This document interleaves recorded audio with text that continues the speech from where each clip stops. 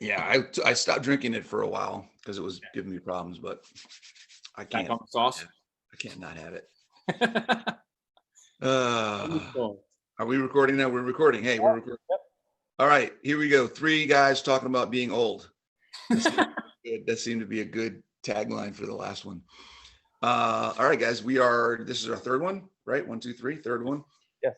And again, my name is Bronson. We got Jimmy, we got Jason. We're talking about things that men over 40, things that we have to deal with in our lives, lifestyle, body, how health changes and all the different things in our life change and how we got to deal with it. Today's topic, we're going to talk about how to reduce or how to prevent yourself from getting hurt, how to prevent injury, how to reduce your risk of injury. And Jimmy, why don't you start this off real quick and just talk about what is injury and why it's bad. Now, this is you'd think that's a pretty self-explanatory thing to kind of talk about, but let's. You froze. Uh-oh. Well, go ahead and you know the question. Yeah. Okay. Run with it. He'll come back. So injury, there's 2 types. There's acute and chronic. So injury, what happens is that either you push a threshold in any kind of activity and you actually get hurt from it. You have dysfunction from it, or it leads to dysfunction. Either it be a protective pain mechanism, that would be an acute phase swelling, acute phase, some edema buildup, rhabdo, it's another very acute phase of injury. But then there's chronic as well. So it goes into more arthritis, goes into long-term effects of injury or microscopic damage to tissue without the proper recovery, starts to lead into chronic injuries, which is what we're trying to always prevent. And the acute injuries are stuff that happens, some are in our control, some are not. So say most of us are driving vehicles and we're in the car to go here and there, A to B. You might get in a car accident. That's an acute injury. So you might have whiplash, you might have a broken bone or bones. So those things happen. You fall, that's an acute injury. You twist an ankle, that's an acute injury. It's getting colder outside, so the ground you walk on is not going to be as safe as it was in the summer. So those things cause acute injuries. I mean, you see them also in the gym setting, where same thing, where you're doing a box jump, and you jump on the box and you jump off the box and you come down wrong. And I've seen and heard many times when injuries happen, especially in that case, due to a lot of things that were leading up to it, or maybe that did not happen leading up to those types of acute injuries that could have been prevented, which is what we're going to talk about today. And the chronic side is just those smaller, smaller, more life choices and daily habits that actually then start to kind of micro damage into your system that cause something that now is like arthritis, where you can't really return from it, where what's gone is gone.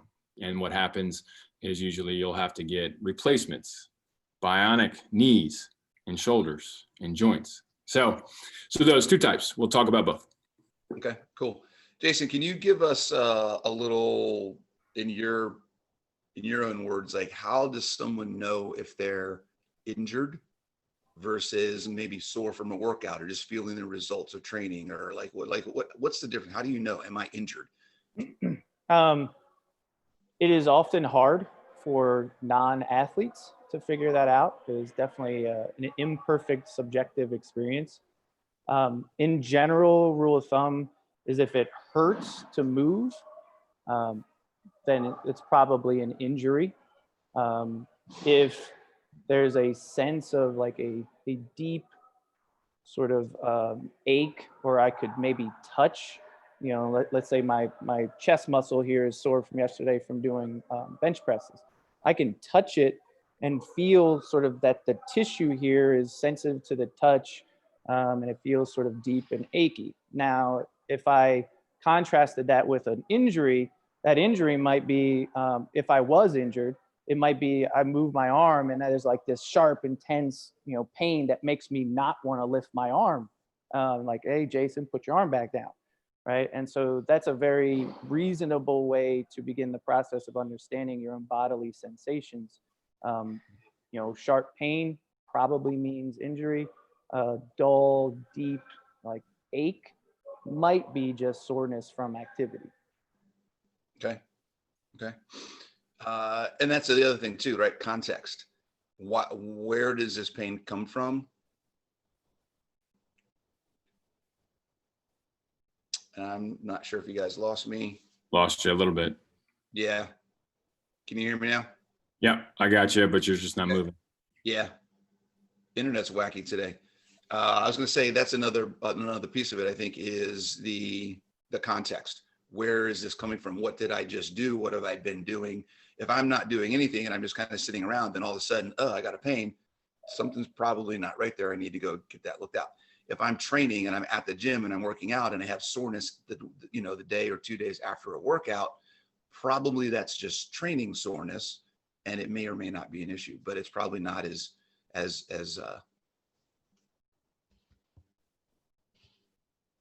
lost me again.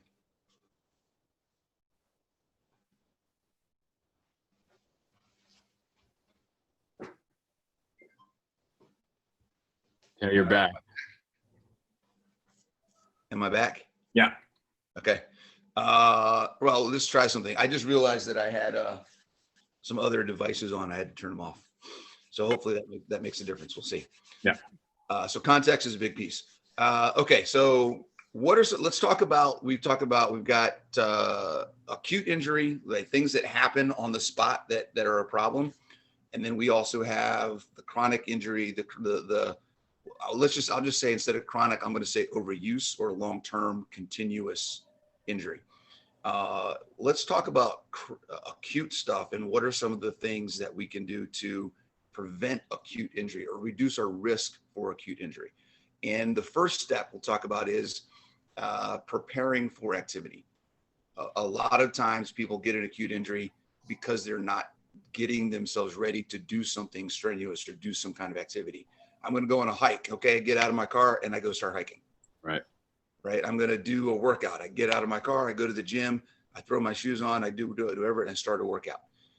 So that's one thing. And then another thing also is the training and preparation. So there's the immediate working, doing something to prepare. And then there's the previous, like, what are you doing in your lifestyle or life to prepare for activities so that you're ready to do them? So Gene, why don't you talk about just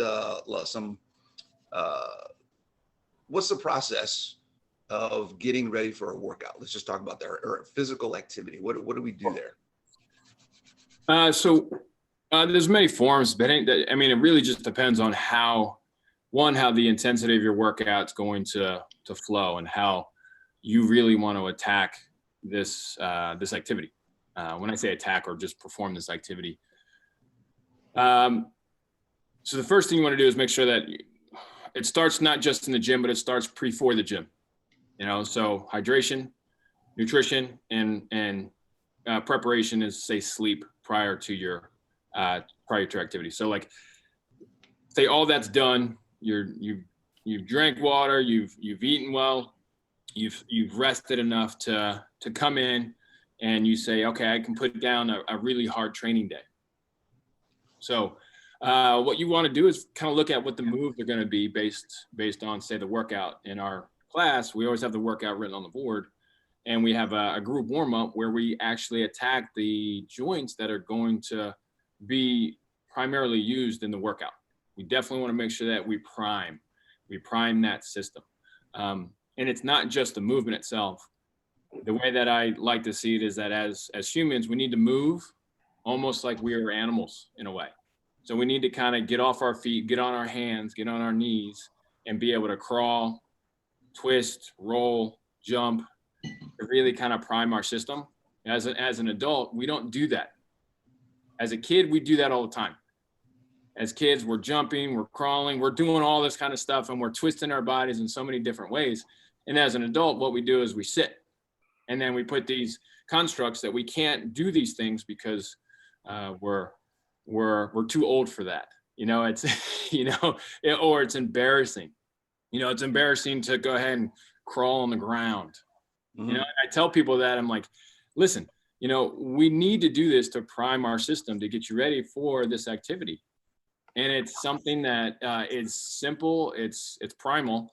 So priming the system is what we have to do, depending on what movements that you're going to attack that day. If it's a squat, get the ankles, knees, and hips primed and ready to move, primed and ready to rock. Mm-hmm. So pre-workout, it's more of an activation phase. It's not a let's hold a movement and stretch like you would in yoga. Mm-hmm. Not my direction. I would actually want to prime the muscles to get them ready for activity, get them ready for action. And you would save, the cool down for that other aspect. Right.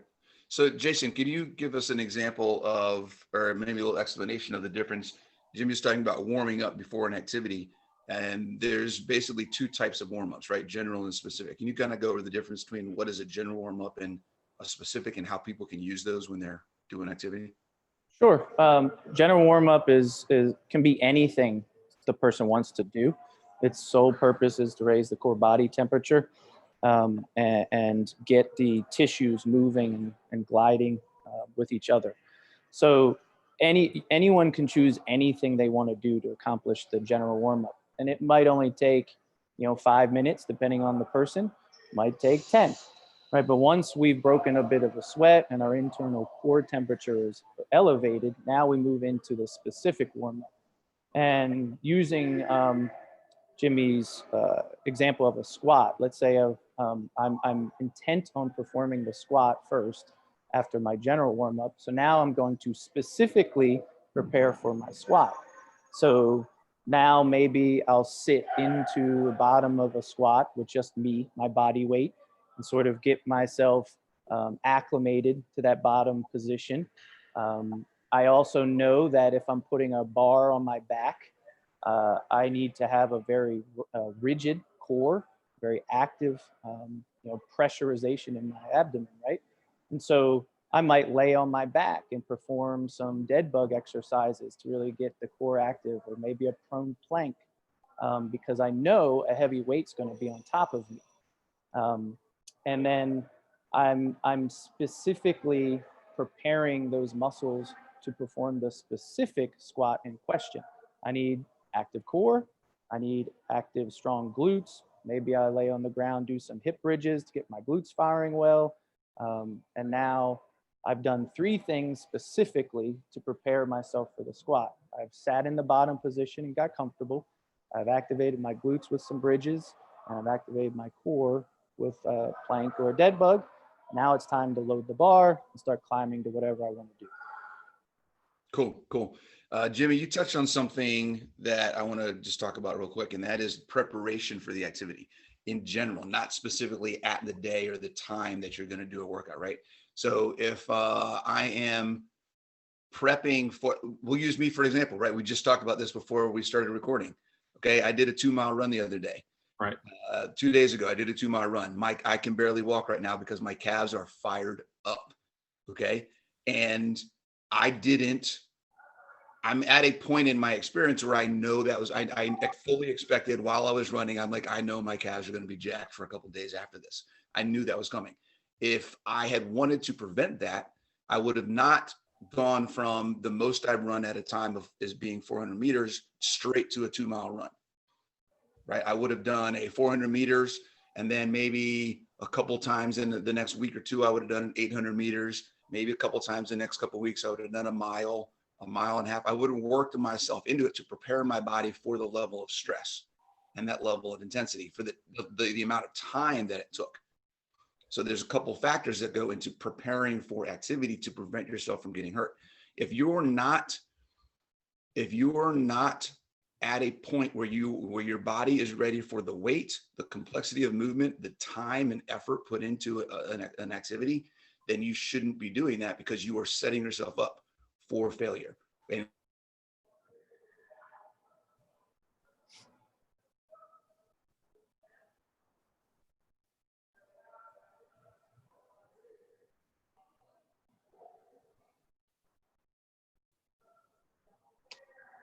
Hold on. Let me know when you hear me. Where'd you Yeah, lose me? You're in. All right. So I see it all. Where'd you lose me? About, I want to say 10, maybe 20 seconds ago. Okay. So preparing yourself for an activity to prevent yourself from exceeding what your body's ready for at the time that you're doing something. Yep. So I see it all the time with guys in sports, guys that play soccer, guys that play basketball, whatever, right? It's soccer's a big one I see a lot. There's no soccer in the winter. So spring hits, people want to go out and play soccer. They didn't train. They didn't keep up with it all winter long. So they go out for that first game of soccer. They play that first game or two games sometimes, and they get hurt the first day of the season because they didn't prepare. They didn't do what they needed to do to build themselves back up to a point where they can take part in that activity at the level that they were participating. So that's something else to keep in mind. Preparation isn't just the day of; it also leads up to. What are you doing to get ready as you do the activity? All right. Can I go on a tangent real quick, just to your point? Yeah. You know, we had a competition at the gym this past weekend, Super Soldier, and I participated. It's something I told the crew, the organizers, that I would months ago, and we had to postpone it. When we were set to do this, it was, in my life, it was before my daughter came. Now we moved it so that it was in December. So now she's 4 months old, and my life just basically went upside down. You know, when she came into the world, I realized that I was not physically ready to be able to take on a competition and be safe and really sure that I wasn't going to get hurt. That was my main focus of what I wanted to accomplish this past competition, was, yes, perform well, but not get hurt, and loading myself appropriately. So we took about 3 months to get myself where we were slowly building things back into the appropriate threshold so that I could then compete on competition day and have full confidence that I was going to be okay afterwards. And that was a big eye opener, because my sleep changed, my diet changed, my stress levels changed over the course of 4 months. And it puts a huge change in your lifestyle. So we had to really dial everything back in, go right into square one, even though that I've been competing for years, and really build myself up so I wasn't going to get hurt. And that's something that at any level of life, you know, that should be how we approach, you know, your goals. As men over 40, we need to check our egos. We say that we need to prep. This is not just the day before, this is weeks before, you know, whatever that task is. To your point, that was what I wanted just to add to this. Yeah. All right, that's awesome. I think we've all been through some experiences where we've jumped into something. I as a coach in classes or working with an athlete or a client, sometimes I have to remember I shouldn't do that because I'm not warmed up. So there's a you know, someone's doing a movement or they're struggling with trying to figure out something, and I want to hop in there and like, just do it like this. It's like, well, let me try to talk you through this because I haven't warmed up. You got weight on here. If I do this, I'm going to jack myself up. And you have to kind of, hold on, I'm not there right now. You know? Absolutely. Okay. You had mentioned something too, Jimmy. I don't know where I heard this, and maybe you guys have heard this before. And this may not be exactly the way it was told to me, but this is how I remember it. That is, prepare for what you're going to do, and then get ready for prepare for what you're going to do right now, and then get ready for how you want to live afterwards. And that is the warm up and the cool down, right? So when we talk about warming up, you're getting ready for that activity right there. And then after the warm up, when your body has gotten warm and you're moving and you've got everything ready, your body's in that fight or flight, like everything's going, you want to cool it down. But that's when static stretching and doing more, I almost want to say rehab kind of stuff, right? Extend your range of motion. Right. Yeah. Exactly. Do you guys lose me? Extend your range of motion and do those more static things that are helping you down the road not specifically focusing on what you're doing right now. Can you kind of go into that a little bit? Either one of you, who wants to take that? Yeah, I'll take it. So doing the activity, like the actual exercises and the training and the activities we prepped for, you know, we're always in sympathetic dominance there, right? We're in that fight or flight experience. And so the biochemistry involved in that has us able to move fast, maybe move long, lift heavy weights, and it is everything that our culture says is good about exercise. However, at the end of the exercise, we got to return to our life, and it is a bad idea to live in sympathetic dominance in a general sense, right? We want a lifestyle, if at all possible, that has that fight or flight experience intermittently, but that we are spending a lot of time in its opposite, called parasympathetic dominance. And so at the end of the workout is a great time to essentially signal to the body that, hey, our workout is done and it's time to relax and it's time to practice self-care and resilience so that this can be a lifestyle for a long period of time. And so in doing so, we choose to intentionally insert stretching, whether it be dynamic or static. Dynamic just means moving and static means I'm holding a position. And we do those things at the end of our workout because A, we're physically warm still, and so our tissues will respond more positively if we are in fact warm. And B, it's setting the tone for that relaxation, that parasympathetic response, so that when we're finished that entire session, we return to a life that's more aligned with health and, you know, disease-free, high immunity, pain-free living. And therefore we're gaining all the benefits of both styles of behavior, of training. Awesome.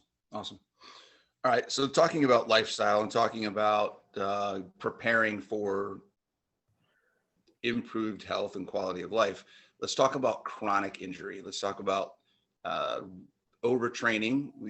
I think chronic injury can be a lot of different things. It can be overtraining. It can be, let's talk about two things. We'll talk about overtraining and we'll talk about improper movement and how that causes long-term injury. Mm-hmm. So why don't you take the improper movement, Jimmy, and because since that's kind of where you're at. Sure.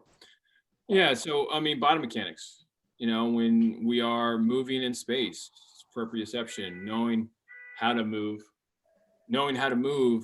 your body while it's warmed up, getting guidance from coaches so that they can lend a hand on how to properly load your system, your skeletal system, with load or unloaded movements so that you get less shearing on particular joints to I guess to improve the longevity of that said joint, especially when it comes down to weightlifting.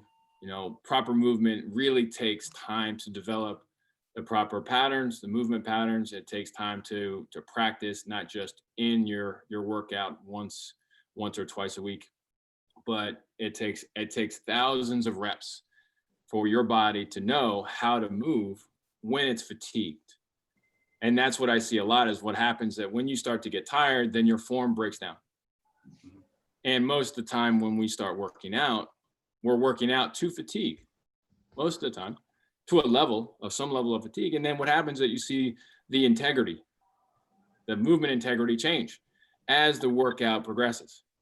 And you see how that really does affect the novice, exercise gym goer, because what happens is that they let their bodies kind of go back to whatever they feel what was comfortable or what's normal. They just go back to whatever that was. And then that's when you start to do that day in and day out. And that's what leads to the chronic injury because of the movement integrity that's not being maintained while the threshold of intensity increases in your workout. And that's when coaches really step in to check that said person and say, hey, listen, we need to maintain this proper alignment to reduce any kind of long-term injury.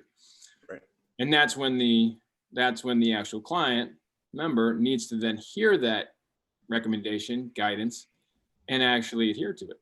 But it's not just like what's happening today, but it's tomorrow, the week after, and the month after that's going to really feel the load happen. And it's something that happens every day in every gym. Right. It's because we all have egos, men and women, doesn't matter who, what gender, what age. We want to push, we need to follow those simple guidelines and set those guidelines in our foundation early. And that's why, the coach's valuable advice is so important, because they help prevent these things from happening rather than waiting for them to happen. And then just hopefully we can manage the pain when that does. Right. Right. And that's where, we've all heard it. We've been around the CrossFit arena for years, and we've all heard that CrossFit is bad. We shouldn't be doing all these complex movements at high reps, at high intensity, blah, blah, blah, blah, blah. But at the same time, I think that is why the focus for the CrossFit methodology, particularly, but then also for just what we do at Top Tier is, consistency matters, right? Form above all else, technique first, perform the technique consistently, then you can worry about increasing intensity. So if you don't have the technique, and this is something that we try to get across, I know I'm super hard. I have no problem, and I don't think either of you guys do. I don't have any problem telling a member or a client, you don't need to be doing it that heavy. It's not about the weight. It's not about how fast you're going. If you're doing something wrong continuously, then you are going to continuously do something wrong. Absolutely. So do you want to take that any further, Jason? I'm guilty. When I first started in the world of CrossFit, I was already, I was strong, right? And saw these people doing these snatches and clean and jerks. And I really wanted to hang with the big boys. And so I would try and use my strength to compensate for my lack of technique. I actually had no weightlifting experience prior to CrossFit. So snatches and clean and jerks were never a thing I had learned. And it screwed me, like me being impatient.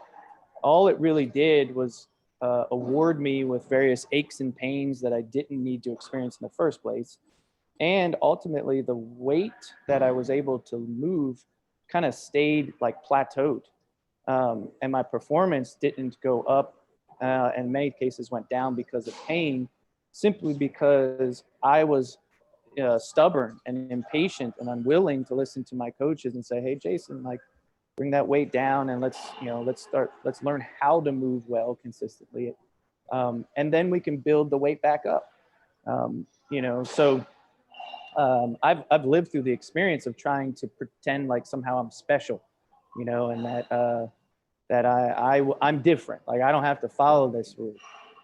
But I have yet to meet anybody, myself included, who can escape the reality of if you simply, don't have the body awareness and the coordination to move correctly, you will either get hurt eventually, might not be today, but it's coming, or you're going to end in a place where you're so frustrated and realize you have to take so much more time now to unlearn all your bad habits because of your ego and your stubbornness. Right. Let's talk real quick. So there's two things that both of you guys said that kind of clicked in my head. One is compensation, and then the other one is benefits of moving properly. So let's talk about compensation real quick, and the idea that our bodies are smart, they are adaptable, and they will do things. We're designed to perform. So if we're trying to do a job, if we're trying to do work and accomplish a specific goal, whether we are putting ourselves in a position of harm or not, we can make our bodies will do what it needs to do to get that job done. So if I need to move a rock, if I need to pick up a groceries, if I need to push a couch, whatever it may be, and I haven't trained my body in how to do those types of movements in the most efficient, safest way possible, it'll just figure it out. And that's where injury comes from. When we haven't taken the time to learn how to move our hips, how to use our legs, how to brace our core, how to put our shoulders in a good position. All of these things that are designed to be efficient and safe that we can use in our everyday life, but we've never trained them. We don't train them. Yeah, I think last session we had, Jimmy, you were talking about tires. Yeah. And most people's tires are misaligned, right? The way that they move their body, the joints, the shoulder position, their posture, their tight hip flexors, so they have lower back pain. They have all of these issues, tight hamstrings, so they have lower back pain. All of these issues that people have with imbalances, and their body has to compensate for and do things in a way that it's not really designed to do, but it needs to get the job done, so it's got to do something. And that's where pain comes from. So when we talk about fixing movement, we talk about improving the alignment of your tire. Can you guys hear me? Yeah, we can hear you. Okay, so you just froze again. We're talking about improving the alignment of your tires, i.e. your spine and joints and the way your body works, so that you can not get worn down unevenly. That's where chronic pain, and then that leads to, which we can talk about as well, that leads to acute injury. Mm-hmm. Right? Compensation is not necessarily a chronic injury. It is improper movement that over time can cause an acute injury. So oftentimes we see someone who's like, oh my gosh, my shoulder, I tore my labrum. I got a rotator cuff tear. I did X, Y, or Z. And it's an acute injury because it happened at that time. But there were all these little things going through in their movement, in their training, in their preparation that they did or didn't do that led to that point. Most people have an acute injury, not because of what happened at that time, but because of all of the things that did or didn't happen before that. And that is why movement is super important. Right. Let's talk about, what was the other thing I said? The benefits of moving properly. What are some of the benefits? Jimmy, what are some of the benefits of moving properly? I mean, in your opinion? You get proper load and disload and transfer of weight, through the proper alignment. Mm-hmm. And it goes through the proper thresholds of the joint itself. So as gravity plays a role in everybody the same, but not everybody actually is going to perform the same way against it. So it's all based on, it's all based on how well you have prepped, how well you make life choices. One very good point, we're all standing. Okay, so what happens in most of our daily life is we sit. So that sets us up for a different alignment with gravity. And we're meant to stand, we're meant to move, we're meant to be on our feet. So now what we do is we change that by having you sit on a chair that's not supporting you properly. Then we ask you to load. We have you stand with tight tissue, tight muscles, and then have you load that in proper skeleton, due to various movements that we do in fitness. And then we have you do it under sometimes high intensities. So that leads to improper body mechanics just because of our daily life and how we live. We're not farmers. Most of us are not. We're here working with computers. We're not moving our bodies the way that we were, 200 years ago. So we need to get in the gym to kind of exercise, to kind of create this so quote unquote fitness, this Right. fitness ideology. So, but what happens is that we have these elements of convenience. Cars get us from one place to another. We have houses where we can sit on comfortable couches and we can lay out. And what happens is that we do that more than we do exercise. So your body adapts to whatever you put it through more often. Yep. So, and how you make those changes really matter. So, to your point, keeping your body mechanics very structured and keep in mind the awareness side. You know, how can I benefit myself throughout the day, even when I'm not exercising? Can I sit in a way that's more ideal for my spinal posture? Right. Can I stand for half my day? Yeah. So learning how to move properly has benefits in your quality of life and just living day to day. Yeah. Absolutely. Not just, I don't want people to think that we're talking about just working out. Yeah. Right. We're using that as an example where we see stuff every day as coaches and trainers, but it's the things that you do every day. I say it all the time, what you do in the gym and what your coaches are, telling you to do and how they're training you to move your body has nothing to do with what happens in the gym. Yes, we want you to be safe in the gym. Yes, we want you to perform in the gym, but the gym is a training ground for real life. We want you to take what you're learning at the gym and apply it in your life. So when you go to the grocery store and you pick up those bags and you do a farmer's carry, when you go to your home and you pick up your kid off the floor, you're doing a deadlift. When you sit on the toilet, you're doing a squat. Like all of these things apply and the principles are the same. Jason, take a shot at that. What are some of the benefits you see in proper movement? So I'm actually going to build off of what you guys both said, and I'm going to give a specific example so it's more concrete. So one of the things Jimmy said, to summarize, was that the lifestyle most of us live is not conducive to health. And our culture figured this out 100 years ago, right? We went from living a very labor-intensive lifestyle because of lack of technology, to now here we are in 2020 with an insane amount of technology and convenience accessible by most people on Earth. And what we learned was that if we don't artificially reinsert manual labor into our lives, we decline at an extremely fast rate. And so the word exercise is really synonymous with manual labor. It's just that most of us have the luxury of living a convenient, sort of comfortable life, and then choose to invest time and money into learning how to exercise.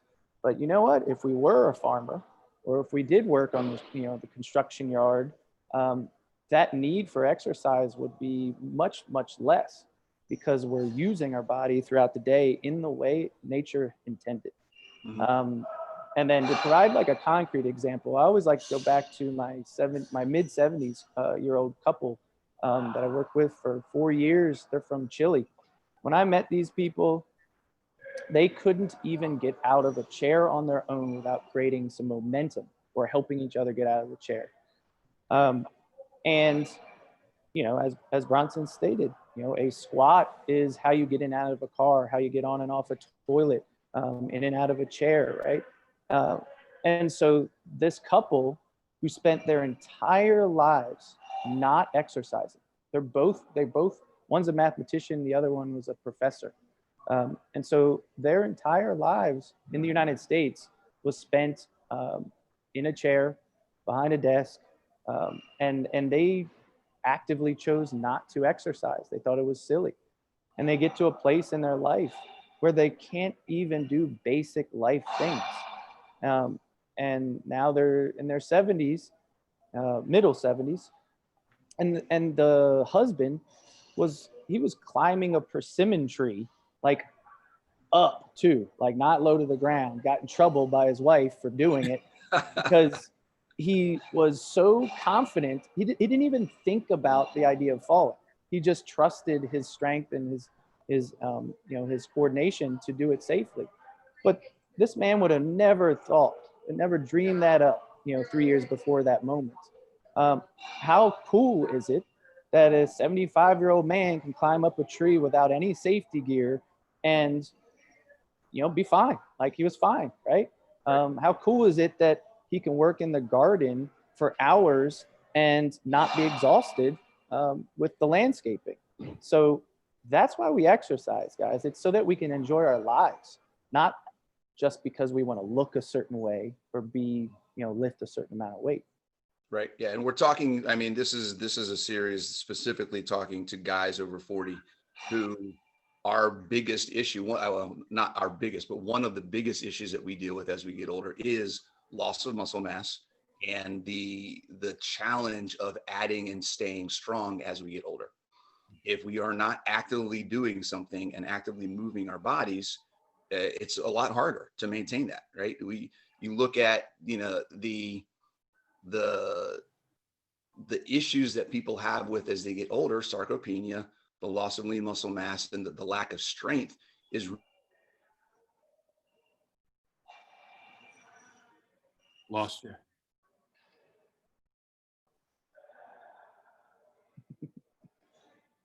You'll eventually come back. We were talking about sarcopenia. Loss of muscle mass. Yeah, you're back. all right. I'm back. You got me now? Yep.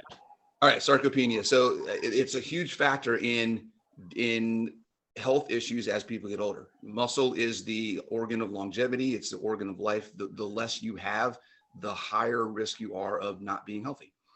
And movement, in my opinion, I think the importance of moving in general is to help prevent that. I think the importance of moving properly, the benefits of learning how to move your body efficiently and safely has a whole bunch of benefits in learning how your body moves so you can feel when things are wrong.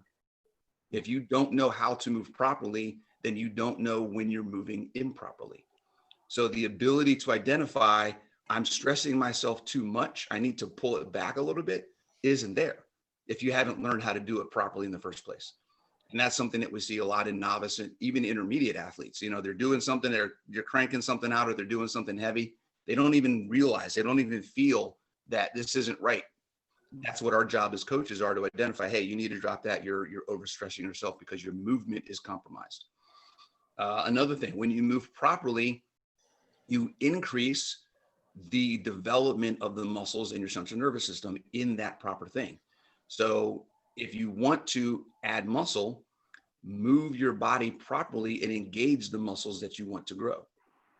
If I'm not doing something properly, if I'm doing a deadlift and I'm using my back, I'm stressing my lower back joints and the muscles that aren't designed to do that. I'm not training anything at that point. The idea of a deadlift, well, I'm just using that as an example. The idea of a deadlift is to work on core engagement, glutes and hamstrings primarily. So if I'm doing a deadlift incorrectly, I'm not training the muscles that I'm supposed to be training. So I'm not getting anything out of it except possibly hurting my back. So I just spent half an hour doing deadlifts and got nothing out of it. Now you're back. That defeats the whole purpose of what you're doing at the gym in the first place. So the weight and what you're doing is less important than doing it properly. You will get more out of training if you're doing the movements properly than just throwing on a bunch of weight. I think those are two of the big things, right? So awesome, guys. Do you have anything else you want to add before we lock this one up? I think moving properly is the number one thing when we talk about preventing injury. Warming up and making sure that you've prepared in the short term immediately, as also long term building up to an activity. Anything else you want to throw in there? There's two things I want to say. One is injuries are going to happen. So we can cut down the risks. We can cut down maybe the severity of them, but we need to just simply accept that injuries will happen in our lives. And so if that's the case, then we also have to develop a mindset that is the perspective around that injury is more positive than negative, right? That we don't go into a hole emotionally and quit whatever we started simply because an injury popped up. I could easily hurt myself rolling over in bed, just like I could hurt myself picking up a deadlift wrong. So we're all going to face injuries, some more than others. The solution is figuring out what's in my control that I can change so that I can decrease how frequently they occur and how severe they occur. And then the other thought I had is variety matters. So one of the things that frustrates me with particularly the older crowd that I work with, my own parents, in fact, are in this group. A lot of people, when they'll be like, oh, I walk a lot. And I'm like, look, that's good, right? I'd rather you do, regular walking than just sitting all the time and not moving. But walking is not good enough. Like, it by itself is not going to give us a body and a mind that feels good day to day, functions well in the wide variety of things we got to do throughout our lives. So we need to learn through our coaching or through our coaches how to gradually incorporate a wider variety of shapes and positions in our lives so that we can experience the full benefit of what we've been discussing in this webinar. Walking is good.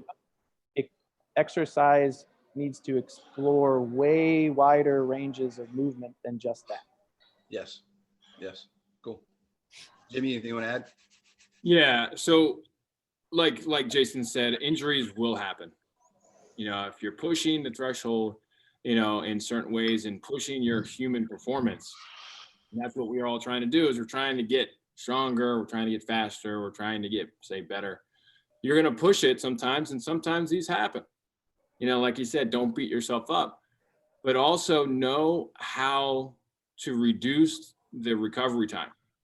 How can I get with a professional to reduce this time under pain or change of lifestyle because you want to return to what you were doing? So that's when you get with your chiropractors, your therapist, your massage therapist, your acupuncturist, to help you return to play faster. Mm-hmm. So finding your team, finding professionals that you trust, that help you get back and manage something that's been nagging, that's chronic, and having somebody in your corner that knows you and helps you get to be at a maintenance level and helps you continue to progress in your journey of fitness and wealth and wellness. The biggest thing is having a whole team in your corner.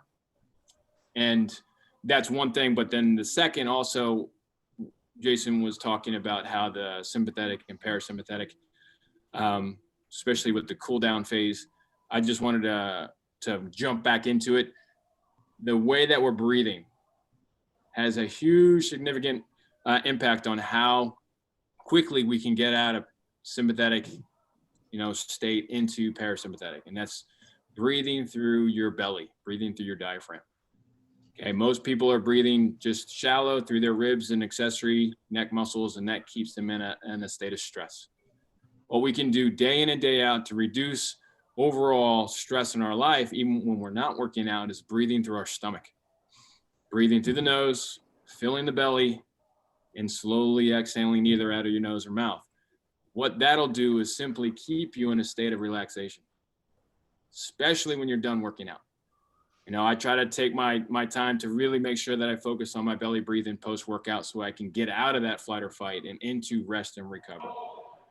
That's a huge element. Okay. So focusing on that is it's a long-term effect, but again, it helps day in and day out to keep you calm and keep you in the right mindset. Awesome. Something that both of you guys said kind of triggered a thought. Both of you mentioned that injuries are going to happen, and we run into this. I'm sure you guys have all heard this, right? I started working out and I got hurt. Working out's not for me. Right? Yes. I haven't worked out. I've never done before. I went to a CrossFit gym. I got hurt. CrossFit sucks. Okay.